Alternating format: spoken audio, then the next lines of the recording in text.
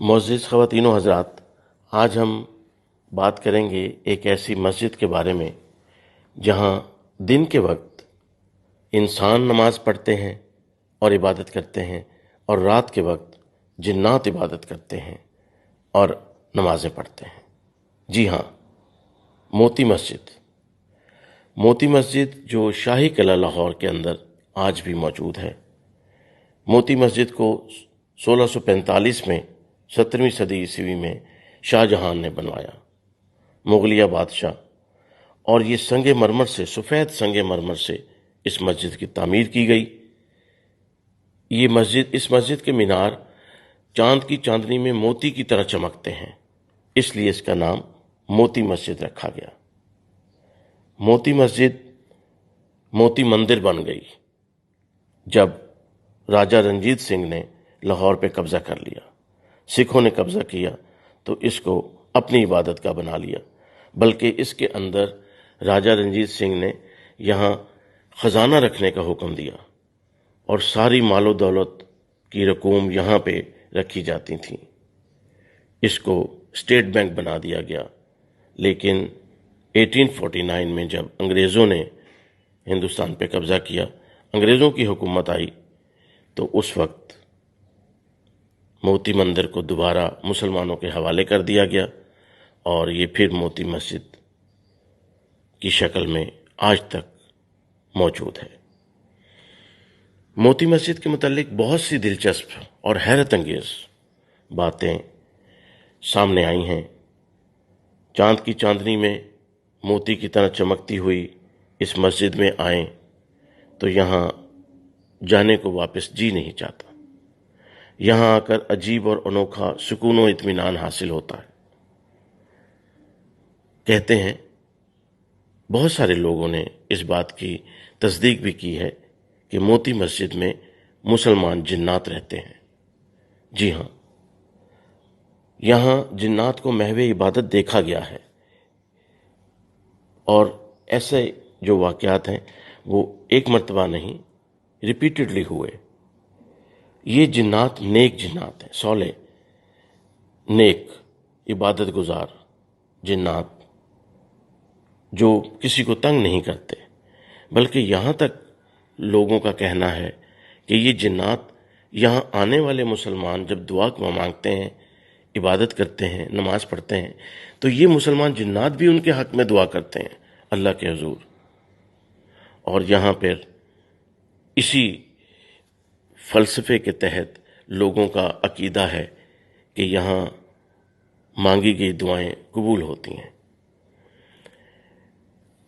मोती मस्जिद में एक और हैरत अंगेज़ बात यह है कि यहाँ जब आप आते हैं तो जिन्नात आप पर खुशबू छिड़कते हैं। जी हाँ, जैसे रूहानी महफिलों में, मस्जिदों में अर्के गुलाब और खुशबू छिड़की जाती है, लेकिन वो तो कोई इंसान छिड़क रहा होता है ना। यहाँ नज़र ना आने वाली मखलूक जो है वो आप पर खुशबू छिड़केगी और आपको महसूस होगा, और आपको बाज़ औक़ात एहसास होता है कि ये पानी के कतरे जैसे अर्के गुलाब होता है। और बहुत सारे लोगों ने इसकी तस्दीक की है। एक और हैरत अंगेज़ बात कि जो परेशान लोग होते हैं, जिन पे कोई मुसीबत आ जाती है, परेशानी होती है, अल्लाह की तरफ से आजमाइश होती है, लेकिन वो अल्लाह के बंदे होते हैं, तो जिन्नात, यहाँ के जिन्नात उन लोगों के ख्वाब में आते हैं और उन्हें आके मशवरा देते हैं, इशारा देते हैं कि मोती मस्जिद में आकर अल्लाह की इबादत करें, यहाँ आके नमाज पढ़ें, नफल पढ़ें, तो अल्लाह ताला आप पे ज़्यादा करम फरमाएगा। और लोग फिर यहाँ आकर दुआएं करते हैं, नमाजें पढ़ते हैं, इबादत करते हैं। मोती मस्जिद में बुज़ुर्ग जिन्नात हैं, बुज़ुर्ग जिन्नात हज़ारों साल से, वो भी इंसानों के दोस्त हैं और इंसानों की मदद करते हैं। ऐसा भी हुआ कि यहाँ आने वालों की ऐसी मदद हुई जो उसकी समझ में नहीं आई। तो ये वो बुज़ुर्ग नेक मुसलमान जिन्नात हैं जो यहाँ इबादत के लिए आने वाले मुसलमानों की, उनका एहतराम करते हैं, उनकी मदद करते हैं, उनको वेलकम कहते हैं, उन पे खुशबू छिड़कते हैं। यहाँ मोती मस्जिद कोई आम मस्जिद नहीं है। यहाँ आम इंसानों के अलावा یہاں اولیاء کرام، صالحین، صوفیاء کرام، ولی، کتب، غوث، ابدال، بڑے بڑے لوگ، اور بادشاہ اور بادشاہوں کے بادشاہ، ان کے قدم بھی آئے، جنات کے قدم بھی، انسانوں کے قدم بھی، اولیاء کرام کے قدم بھی، شہنشاہوں کے قدم بھی، عالم، جو بڑے بڑے عالم، ملا جیون جیسا بڑا انسان اور بڑا عالم، جس کے متعلق مشہور ہے کہ ملا جیون جب مصلی پہ بیٹھ جائے تو اوپر سے فیصلے کرواتا ہے۔ ملا جیون مستجاب الدعویٰ، جس کی دعائیں قبول ہوتی تھیں، اور لوگوں کا یہ عقیدہ تھا کہ ملا جیون جب مصلی پہ بیٹھ کے دعا کرتا ہے تو وہ رد نہیں ہوتی، وہ بارگاہ الہی میں قبول ہوتی ہے۔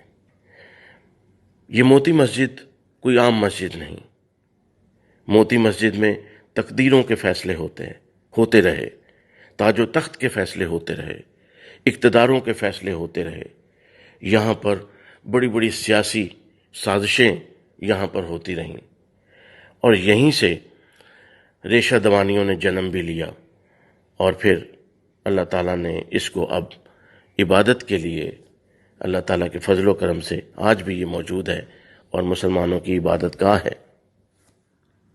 آپ بھی ان باتوں کی تصدیق کے لیے خود جائیے، موتی مسجد جائیں، وہاں جا کے نماز پڑھیں، نفل ادا کریں، دعا مانگیں، اور اس کیفیت کو محسوس کریں جس کیفیت کو آنے والے لوگوں نے یہاں پہ پرانے زمانے سے جو کیفیات کا ذکر کر رہے ہیں کہ یہاں پر جانے سے کیا ہوتا ہے، یہاں پر جانے سے کتنا سکون ملتا ہے، اطمینان حاصل ہوتا ہے، اور کچھ ایسی مافوق الفطرت سی کیفیات، بیان نہ کرنے والی اور کچھ ایسی سمجھ نہ آنے والی کیفیات بھی آپ کے اوپر طاری ہوتی ہیں، تو ضرور اس مسجد میں جائیں۔ اللہ کی عبادت کے لیے جانا ہے، اللہ کا گھر ہے، نماز پڑھیں اور دعا مانگیں، اللہ تعالیٰ ہی دعاؤں کو سننے والا ہے۔ معزز ناظرین، ایک اور حیرت انگیز بات یہ ہے کہ جو جنات محو پرواز رہتے ہیں اور وہ جب لاہور شہر کی فضائی حدود میں داخل ہوتے ہیں تو موتی مسجد میں قیام کرتے ہیں اور یہاں حاضری دیتے ہیں۔ یہ بھی ایک بہت بڑی بات ہے کہ پورے ملک سے یا دوسرے ملکوں سے لاہور شہر کی فضائی حدود میں آنے والے یہاں ٹھہرتے ہیں اور یہاں عبادت کرتے ہیں۔ مسجد کی لوکیشن اتنی زبردست ہے، شاہی قلعہ سب کو معلوم ہے، لاہور میں شاہی قلعے کے سامنے ہی بادشاہی مسجد، اور بادشاہی مسجد کے باہر حضرت محمد علامہ اقبال رحمۃ اللہ علیہ ان کا مزار، اور تھوڑا سا ذرا باہر کی طرف جائیں تو یادگار پاکستان، مینار پاکستان اپنی شان و شوکت سے براجمان۔ اللہ حافظ۔